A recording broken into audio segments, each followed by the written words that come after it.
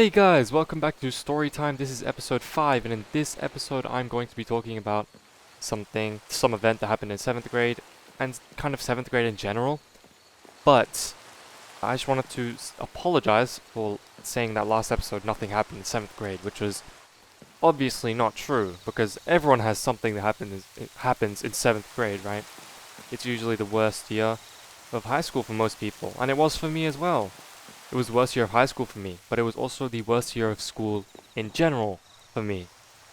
But by far, just the worst year of school for a lot of reasons. One of them being that 7th grade was my worst behaved year in school, like ever. I got suspended once in 7th grade, and I had 3 after school detentions. So, I'm not going to go through the reasons behind all of them, because it's all kind of stupid. Like, I wouldn't say I deserved all of it, but obviously I'm not gonna... Oh, obviously I'm gonna say I don't deserve it, right? But anyway, we're not here to talk about the suspensions and the after-school detentions, because something much bigger actually did happen in 7th grade, right? So, near my school there is a shopping mall, a shopping center, and, you know, a lot of a lot of students from my school like to go there after school, just to hang out with friends, or, you know, buy something before they go home. Usually like an iced coffee or like a Red Bull or something like that. So one day in year 7, now in 7th grade I rarely ever went to this shopping center after school. I didn't start going to this shopping center after school until about like 9th grade. But I was there after school to, you know, get a drink because, I don't know, I just felt like it, I guess. I was just there that day, can't exactly remember why. And I wasn't there with any friends or anything, I was just gonna go to Woolies and grab a drink and then just leave. Because if I remember correctly, I was going home by myself that day. My parents weren't there to pick me up, so I was going to take public transport, and I just wanted to grab a drink before I left. Now, across from Woolies, there is some cafe, and, you know, I was at Woolies, and I was about to check out, and a bunch of, like, teenagers, I couldn't even tell if they were teenagers or adults, but they were wearing all black, and they were wearing masks, and they just jumped in, ran into the shopping center, and they were in the cafe, and they were like jumping over stuff and like grabbing chairs and chucking them around and stuff like that. You know, they were even throwing stuff like plates and all that.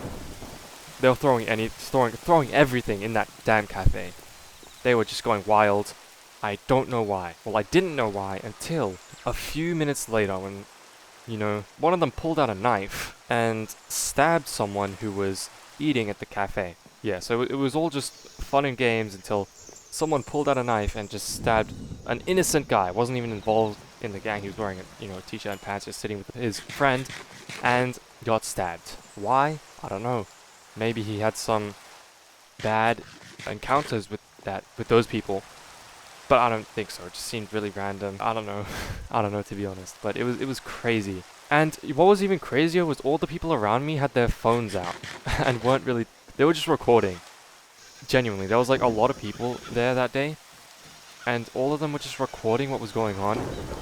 Obviously someone did call the cops, and the cops eventually did come, but most people were recording. I remember seeing everyone with their phones out, just recording the entire thing, and that was pretty weird to me, because when you see something like that, normally you should call the cops straight away. I was in 7th grade, I didn't really know what to do, I was just kind of watching.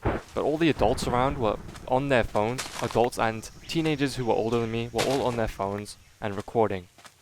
Yeah, so the teenager got stabbed, all the gang members ran away. They were nowhere to be seen after like a minute. There's blood on the floor, but it's not like a really bad stabbing. Like the person who got stabbed could still walk after. I'm not sure where he got stabbed and stuff. But I remember there was some guy, he looked like a junkie, and he walked and he started screaming at the teenager who got stabbed for some reason. I don't know why, I don't know what he was saying, but he was like screaming at the teenager. And the teenager's mother came, or older sister, honestly couldn't tell. Could have been either. Because that teenager was like an old teenager, you know what I mean? Like 19, not like 13 to 14, you know what I'm saying? So it could have been the old sister, could have been the mom. Not sure. Don't really remember how she looked like. And then later the ambulance came and the cops came, and they put tape around the cafe. And I am pretty sure that that cafe isn't there anymore. Or it is, but they changed the name. Honestly, I forgot. Yeah, that was the very first time I have ever witnessed a violent crime. The very first time was in 7th grade. Now, if you do see a violent crime in public, I'm pretty sure you're just supposed to call the cops straight away. Not do what everyone else did.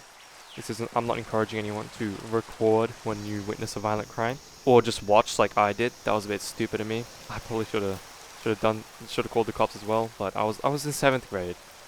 What do you expect? I mean, I knew someone, because there were a lot of adults around. And there was this one lady at Woolworths who was, actually I was checking out with her. I wasn't at the self-checkout, I was with this lady, an old lady, and she was like, oh, there's a fight over there. While the gang members were throwing chairs and stuff. And then someone pulled out a knife and it went crazy. It wasn't just a fight for sure. Anyway, guys, that is about it for today's video. If you did enjoy, then like and subscribe. And I will see you in the next one.